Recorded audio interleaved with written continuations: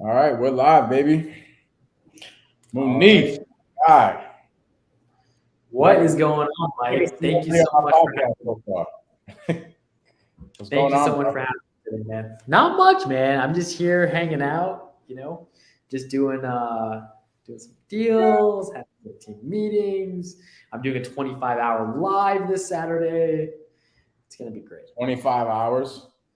Yeah, so 25 hours and 59 minutes. But I'm going to be helping 100 sub two students, whether it's giving them some direction, connecting them with the right people, or even just helping them find some resources. I'm helping 100 sub two students in 25 hours, 59 minutes. Dude, that's freaking great. Like, what do you plan on doing? Just having them come up and pretty much put them in a hot seat or something? Yeah, basically, that's exactly right. So I'm giving each student 15 minutes. They're going to come up. I'm going to put them on a hot seat. And I'm going to stream the whole thing on YouTube and Twitch. And so the whole thing is going to be streamed. And I really want to highlight each of these students. I want them to share their story, what they're going through, and what they're looking for in this business. And my hopes is someone in the chat or somebody watching this will be able to go, oh, wait a minute, this person, like, I really like something about this person. I think they're going to be a good fit for me. Mm-hmm. Super dope. Bro, 25 hours is a long time. It is, yeah. What's your So we're plan? gonna. How do you get through it? How It's am a I going lot. to go through it? I'm just going to do. I'm just going to go through it every minute by minute. That's the plan. Some lattes. No lattes. I'm fasting, so I'm fasting Oh, right now. bro, Yes. fasting and 25 hours straight. That's crazy. Yeah. So I mean, I'm not going to be fasting the whole time. I fast from sunrise to sunset. So I will have Oh, some got it. nourishment during the dark. Yes. Cool. Well, hey man, introduce yourself. Just let my people know what you got going on and all the cool shit you do. Sure. So my name is Munif Saza. I'm a real estate investor. I specialize in wholesaling, fix and flipping, and Airbnbs. My business model is I buy creative deals, meaning I buy deals, I buy real estate on creative finance, and I use private money to purchase these deals and then convert them into Airbnbs. This is my business model. I do a ton of these with my business partner, Noah Hoffman. Another one of my businesses is wholesaling real estate, which is calling sellers on the phone and negotiating deals with homeowners to get a contract and then reselling that contract on the off market. So that is real estate wholesaling. That's another one of my business. And I've become quite proficient in this through months and months of training and experience through Sub 2. There was a wholesaling competition that took place last year in November, and I scored. I actually placed second place in this competition. It was called the Closers Olympics, and it's a competition where you get live sellers on the phone, and you have to actually negotiate and sign a deal on the phone in 30 minutes or less. Yeah, super dope. No big deal. Second place isn't a big deal. No, it's just. I mean, I think judges like me. I think there's some other closers on the competition who I think should have scored a little bit higher than myself. No, you crushed it, bro. I was watching it. I watched I think your You first watched two. it. Yeah, bro, of course. For Thank you you, guys, man. A lot of just to give you guys a background, Munif. So we do this thing in sub two, right? Actually, let me back up a little bit. You're the first person who broke down our business like to other people that are listening. Because a lot of people that are listening to my podcast, they don't know anything about real estate. They're just regular business people or whatever. They're just doing their thing, right? And everybody comes in here who's a real estate investor already just thinks that everybody knows what wholesaling is and what creative right. finance is. And you just broke it down so perfect so that they would understand. So that's really dope. Thank you. Um, but one thing what Munif was saying is he's really skilled at talking to sellers, and that's one of his business models. His business models is talking to sellers and locking them up in a contract and selling that contract. And one thing we do in the mentorship that me and him are both in is our mentor Pace, who is a freaking man. He started something where we get in every single morning and go through a role play. And for me in particular, I get into sub two, and Pace tells me, "Hey, Mike, you got to go learn how to talk to sellers." And I'm like, "Crap, okay."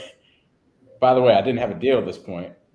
I get into this thing that we have, this role play thing in the morning that we do called the Daily Dial, and Munif is in there coaching people. He's getting on role plays himself, acting like the buyer, telling people what they should be doing in a better manner that could get them better conversions. And that's where I met Munif, and Munif gave me a ton of good tips, and he made me the closer that I am today, to be honest. But Munif was a big part of my sales process and my sales training. And when Pace told me to go into the Daily Dial, I literally got a contract, my first one, that was a deal in like 3 weeks. That's amazing. Mike, you honor me. I only helped maybe a little bit, maybe one or two times I give you feedback. Everything else was your dedication and hard work. I may have just given you a couple tweaks to do. So you honor me. Thank you, thank you, thank you. Bro, you're a beast. So, talk about your two different models. Like you have one side of the business where I'm assuming you have a team or something calling Yes. sellers. Yes. Okay. So I have a team. I call them my team of ninjas. I call them my ninjas. The company is called Ninja Acquisitions. And we're wholesalers. And we have cold callers. We have about 5 cold callers who call full time. And they're just calling sellers. They just have tools they use. And it's just dialing like 3 or 4 different numbers at once from these massive lists we pull of homeowners in different areas we want to buy in.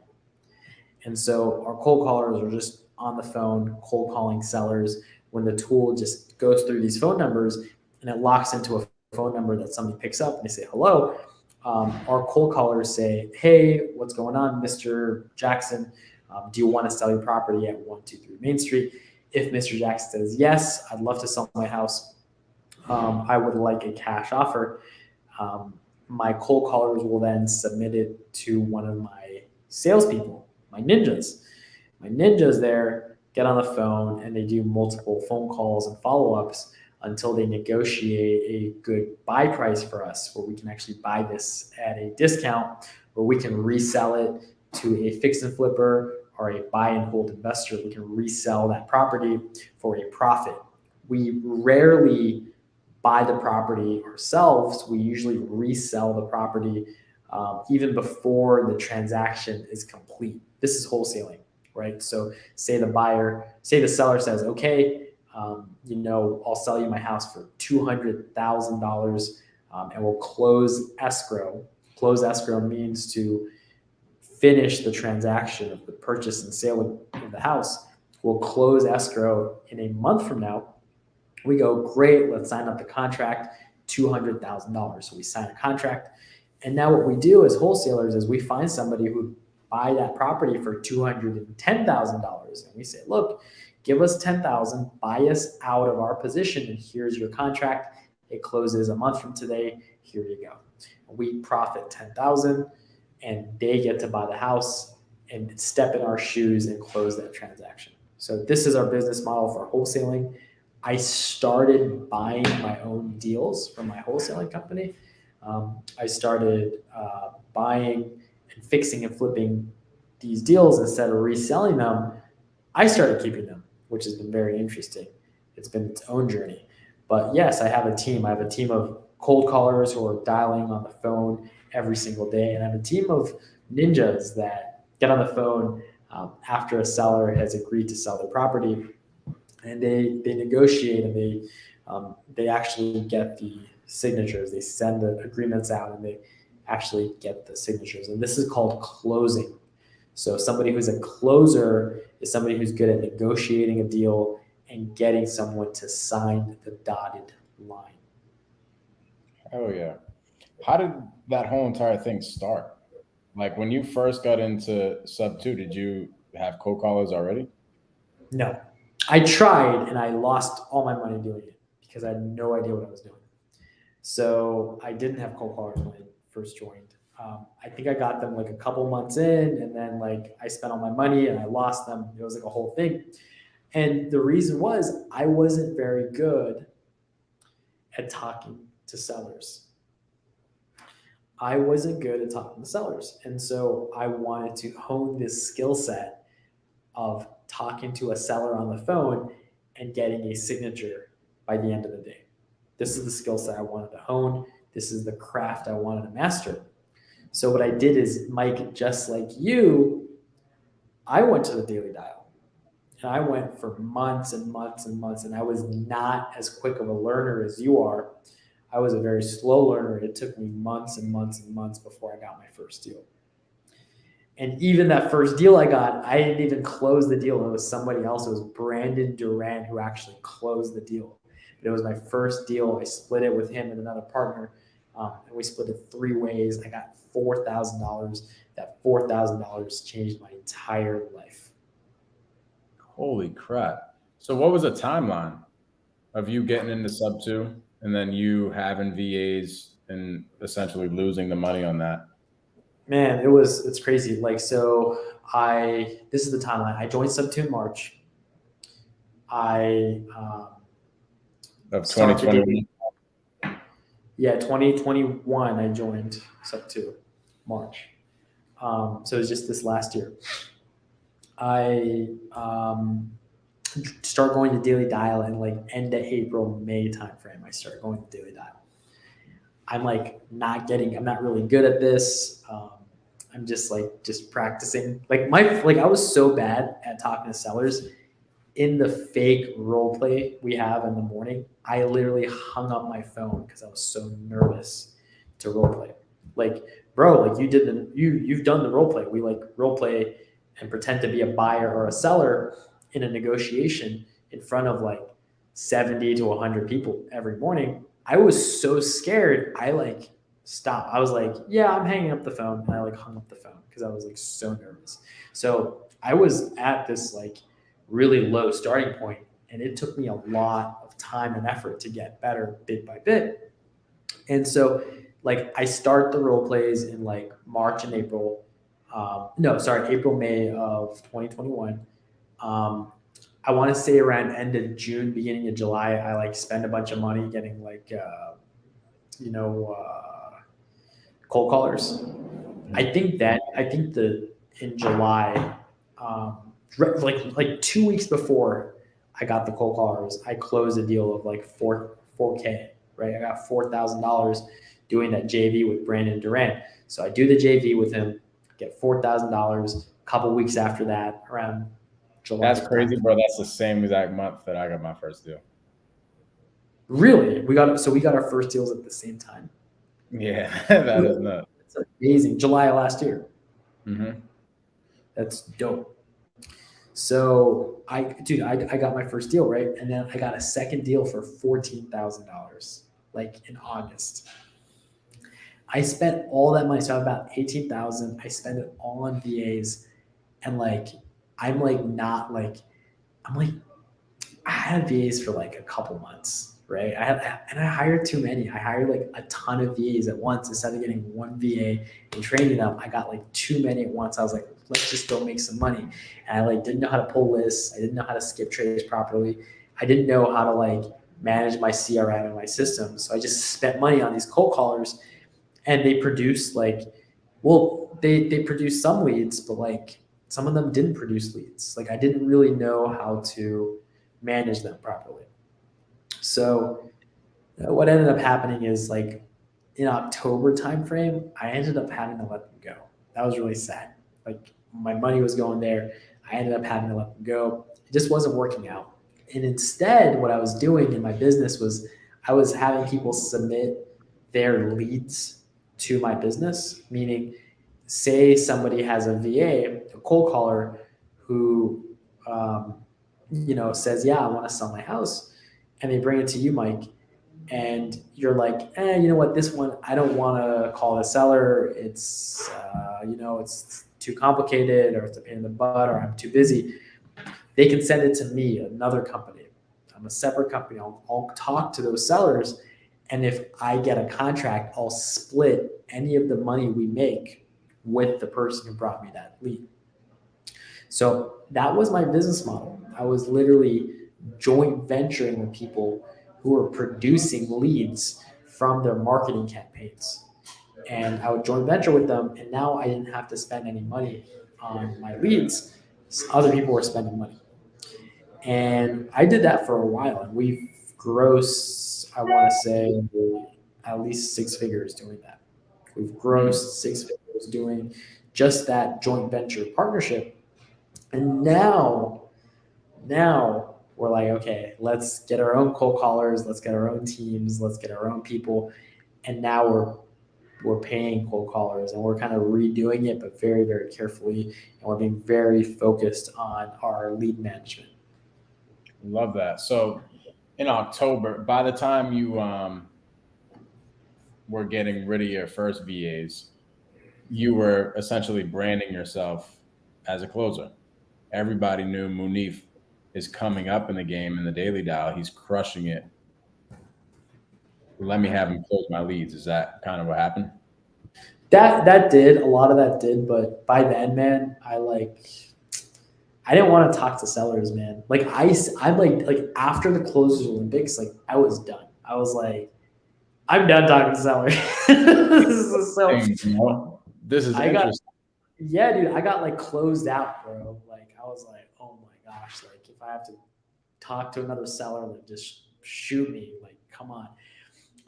So I started buying deals. I started becoming a buyer instead of a wholesaler. I started focusing on, can I buy deals? So like instead of talking to sellers, I would talk to guys like you, Mike, who would sell me houses. Like you're doing all the negotiation, you're doing the heavy lifting. If it's a good deal, I'll just buy it from you. And I'm done. So like I just figured out, I'm like, let me simplify my life. Like the Closers Olympics was so much stress. Like I joke that I lost all my hair from the Closers Olympics. This is my favorite joke too. So it was so stressful, dude.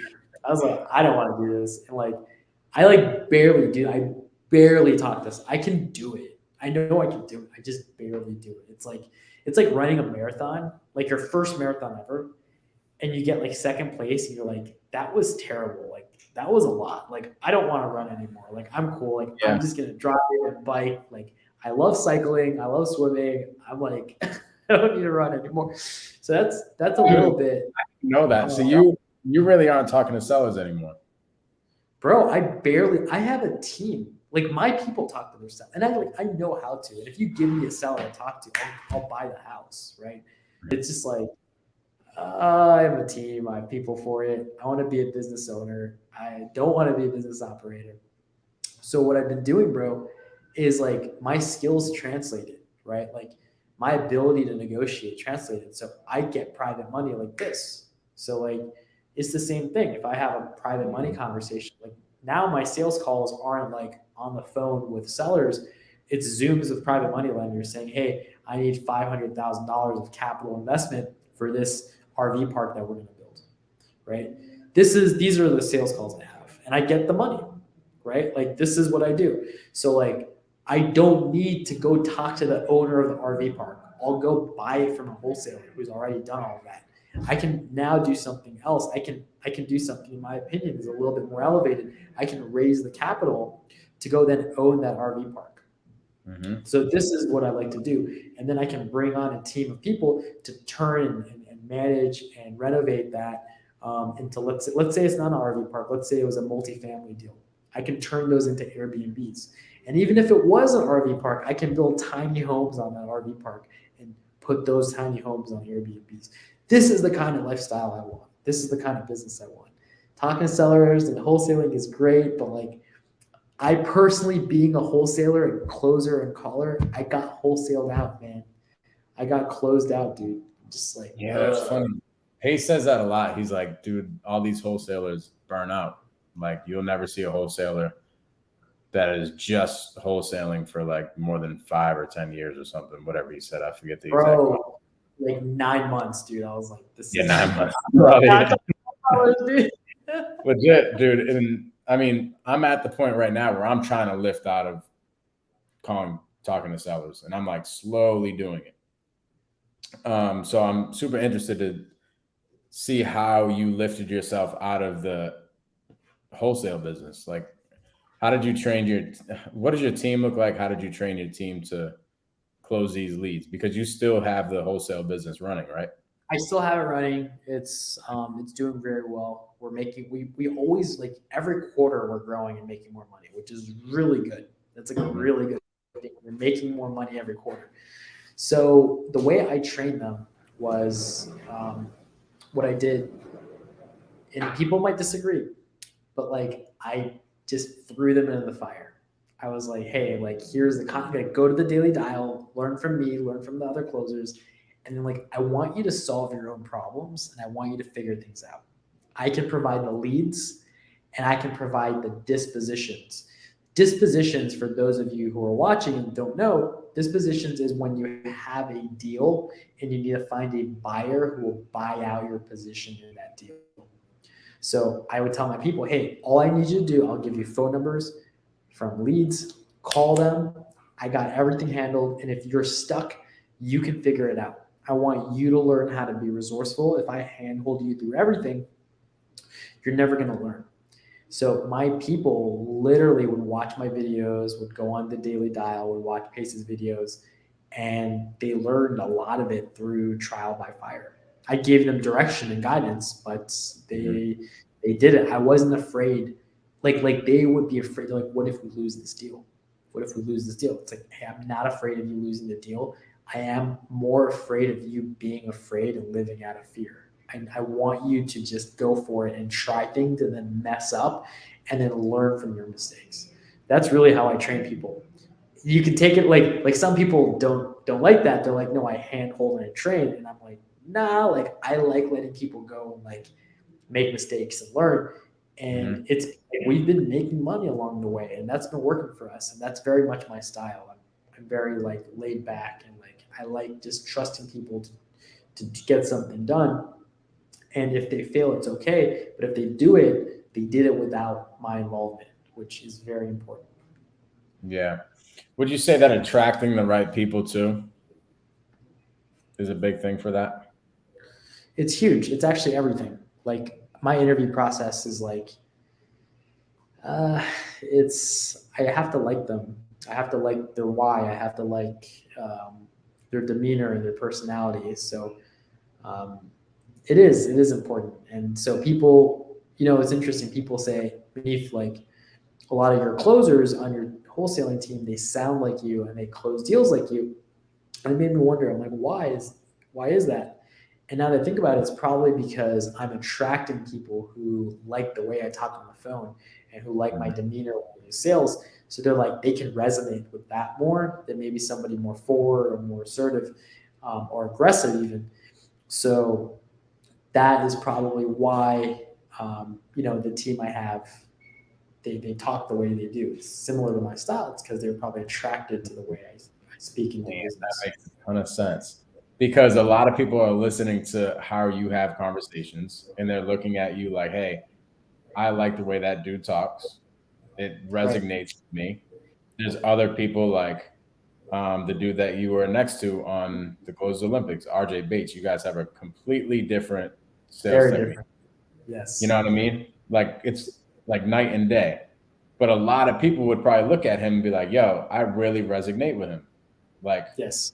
I would love to have his sales process. Let me go learn from him. Yes. And vice versa with you. A lot of people will look at you like, yo, shit, this sounds like me. This sounds like what I want to be. Damn, I Yes. didn't know that. It's cool. I love RJ. I actually like want to take his course. Like he has a course that he does, like it's a Mhm. boot camp. I want to go take it and hang out with him and like learn from him. Like this business is sales translates to more than just calling sellers on the phone, right? Sales translates to everything, I think. I think sales is getting like a table at a restaurant when they're full. I think Hell sales is negotiating a deal with your UPS. So maybe your mail is sending mail might be a little bit cheaper. Sales is everything, man. yeah, it really is. It is, bro. Could you talk about your story before real estate or before you started doing deals? Like maybe even before you got into the mentorship, what was going on? Yeah, so dude, I thought I was gonna be a doctor. I thought I was gonna be somebody who works in the medical field. And then when I like went through it and I was like taking the MCATs and I went through all that, I was like, nah, like this isn't for me. I didn't want to do it. So it was difficult. It was tough. My parents they supported me. They were very supportive. So I backed out. So like imagine like your kid spends their entire life like going down this track that you're very supportive of, and then like right before they get there, they're like, nah, like I don't want to do this. So they supported me. I had a lot of soul searching to do after that. I had to figure out who I was, what I wanted to do. I got an interim job as like a database administrator for the treasury, actually, and it paid well, so I kept it. And then I learned and taught myself cybersecurity. And I switched career paths to cybersecurity. I did that for about 3 years before I found real estate. I found real estate back in 2019. I went to one of those seminars and they sold me on it, man. They sold me on this like $60,000 package where I get this and that and this and that. And I was really hyped and I took it and I did that course. I did that course for 2 years and I never made any money. And so there Really? was a lot of ups and yeah, dude, I did that for 2. I wholesaled for 2 years before I made any money, and I only made any money after I joined Sub Two. So it was a bumpy ride, man. Like it was just a bumpy ride of like not giving up and being relentless. And like even now, like I still like wake up to phone calls of like Airbnb guests upset. One of our Airbnbs is going through a lawsuit, right? So there's like the HOA is like suing us. We're like, what? Like you have to learn to like just eat this stuff for breakfast. That's like Yeah. what I've learned. It's like I'm not phased by this stuff. I don't really care. Like, sure, like we'll send our attorney, like cool. And you know what? While we do that, we're still gonna make money as an Airbnb. Like we're Mhm. still gonna be profitable. And like if we can't do it, we'll just sell the house and move on to the next deal. Like we'll constantly make money. No matter what happens, we're gonna make money. This is the kind of thinking I have. And it's just been a total mindset shift, man.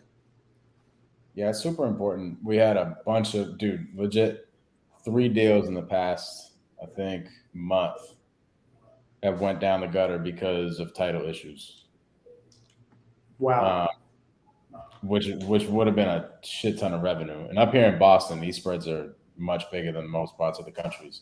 So 3 deals is a big hit.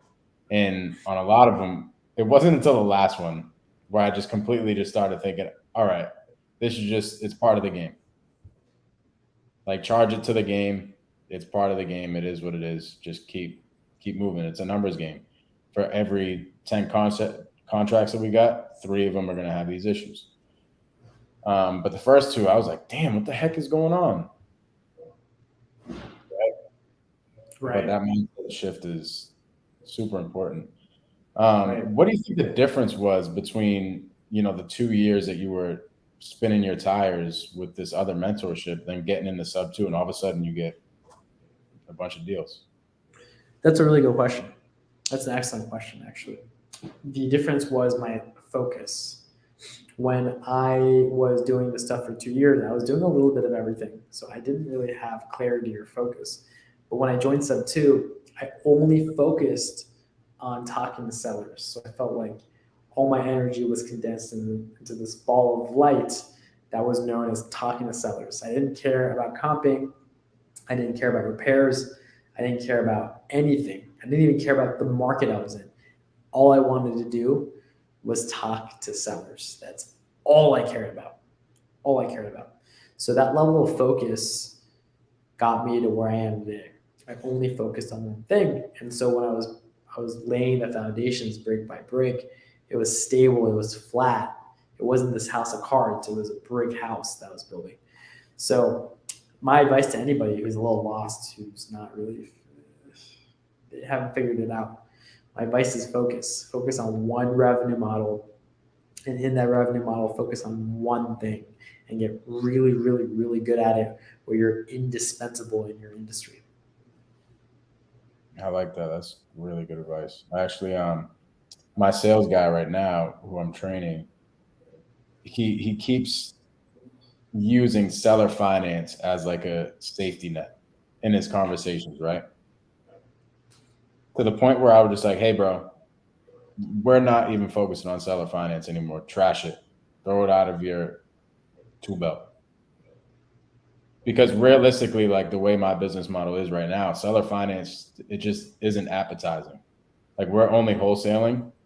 And I'll buy those deals, bro. I'll buy no, that seller finance deals. next time one comes up and it's a good lead, for sure.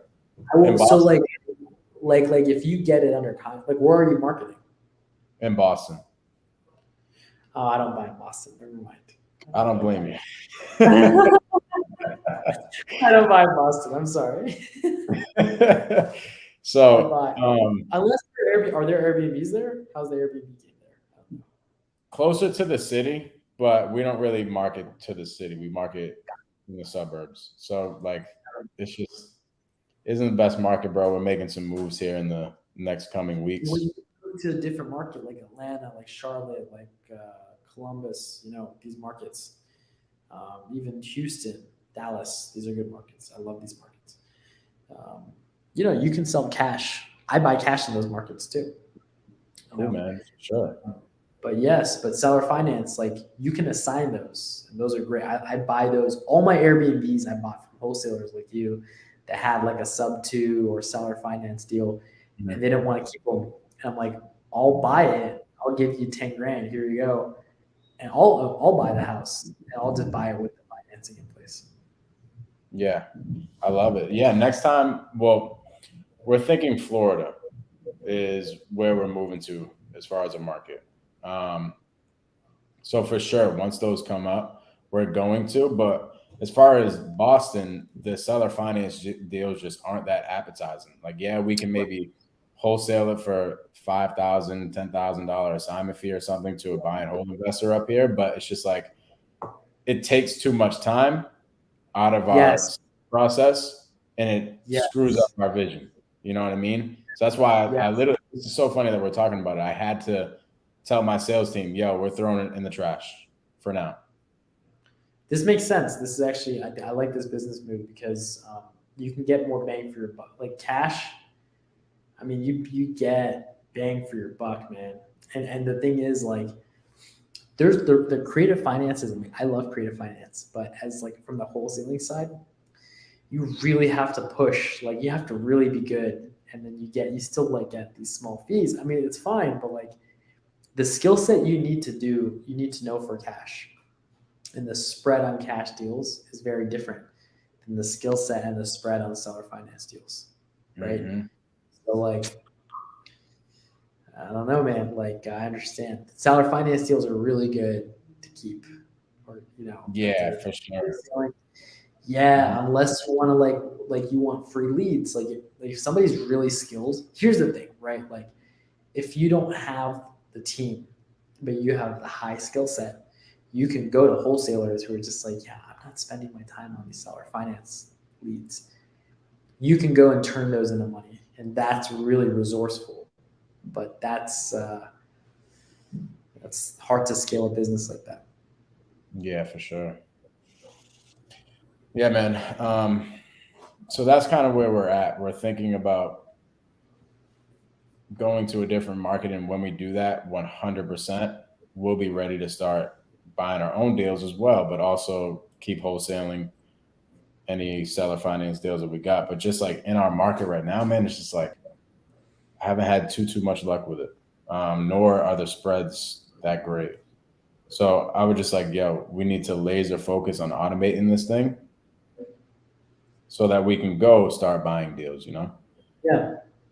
For sure.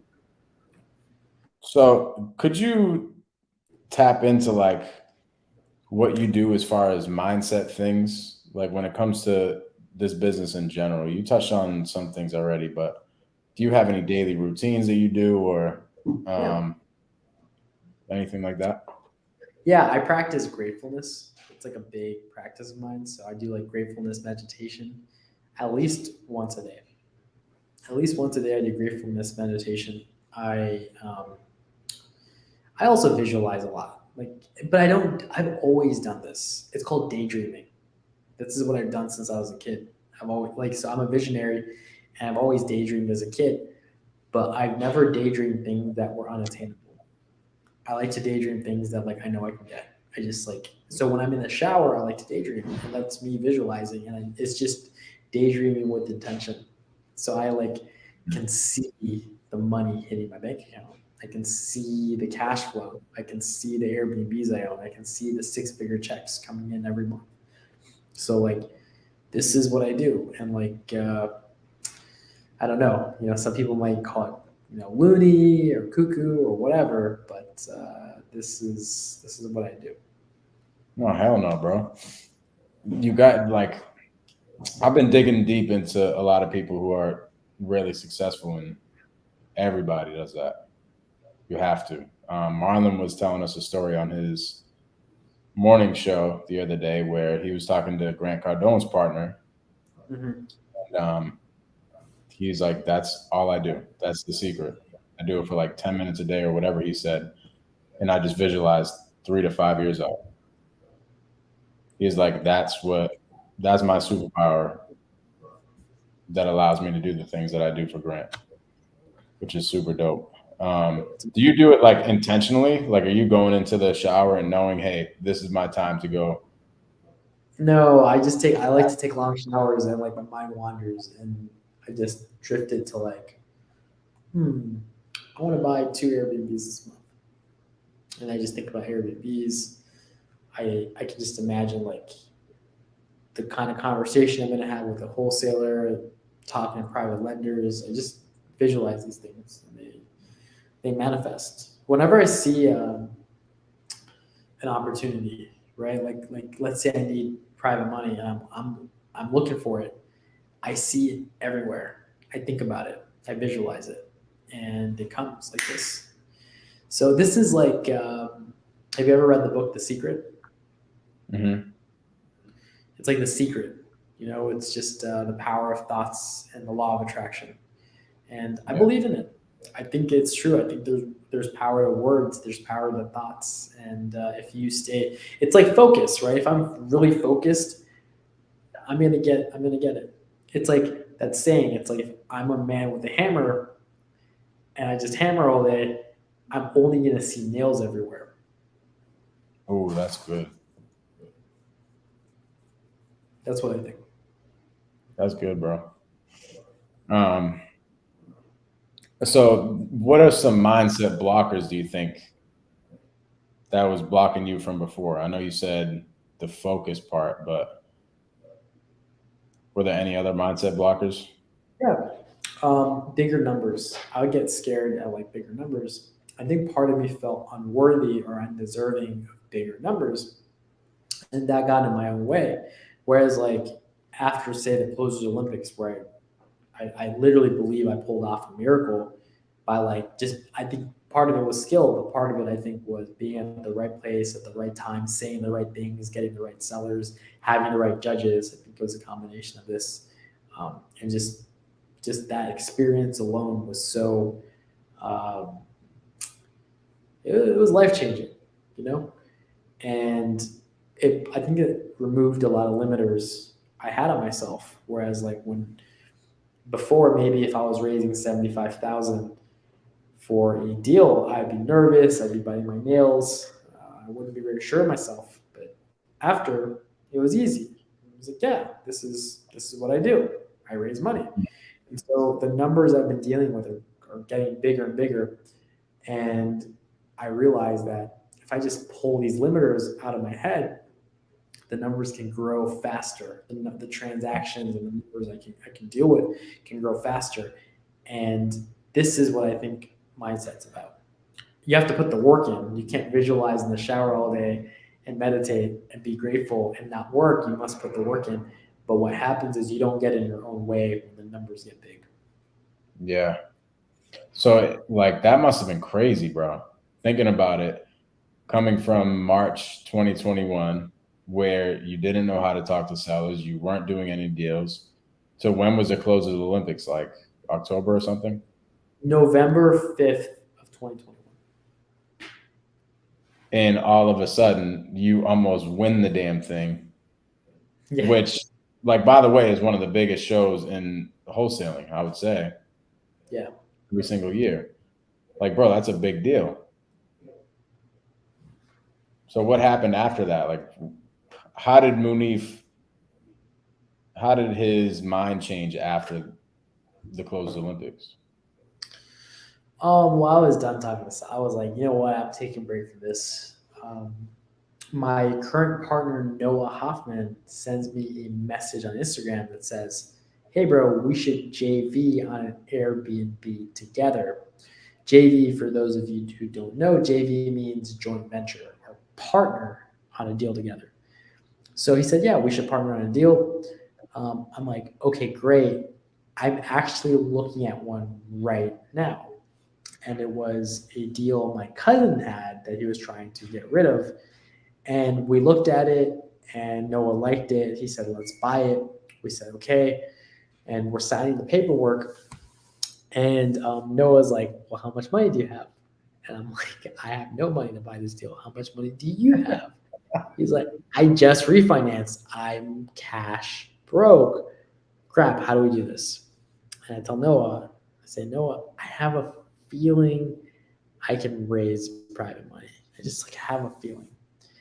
And in 3 days, I raised the entire $75,000 to fund the entire deal.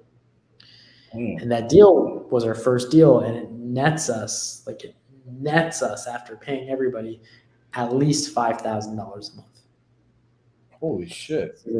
And using none of my own money. This is what I've been doing since the closed Olympics. Mm-hmm.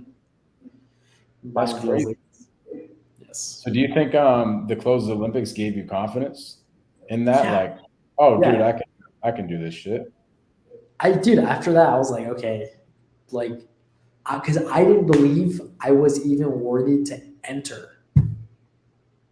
When someone asked me to go enter, I didn't believe I was worthy to go enter. So I was forced to enter because Pace, our mentor, volunteered me and then bet $10,000 that I would place top 3. Remember that? Yeah. You're probably heck. I had no idea what was going on. I did not sign up for that. And so I was forced into it.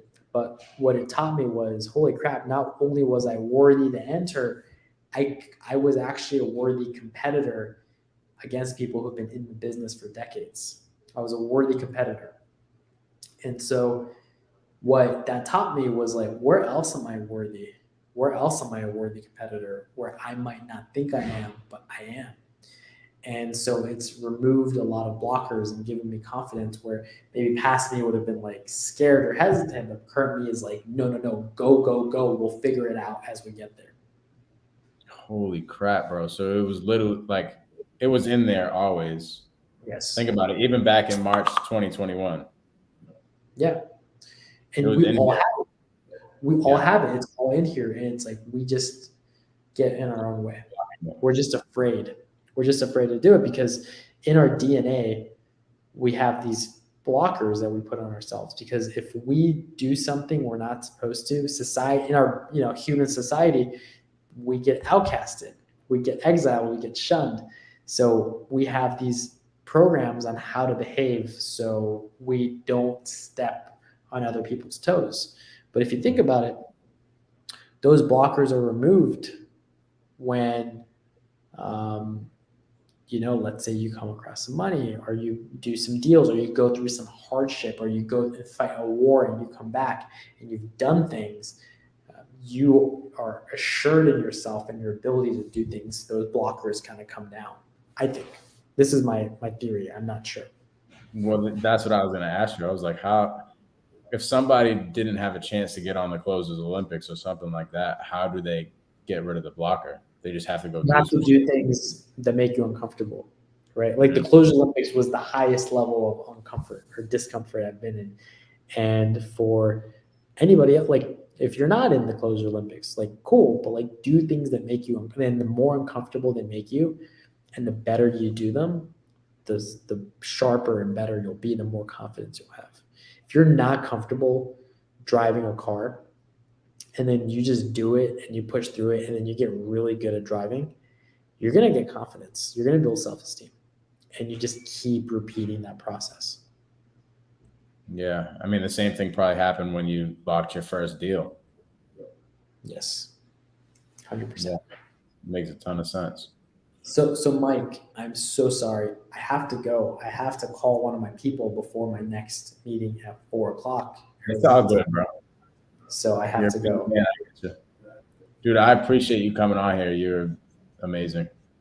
Thank you so much for having me, man. And dude, I'd love to come back. Vegas? I'll be there, man. You're going to Clever? Hell yeah. I'll see you there, man. It'll be really nice to see you in person. I'm excited. All right, excellent. Thank you. Appreciate you coming on. All right. Bye, everyone.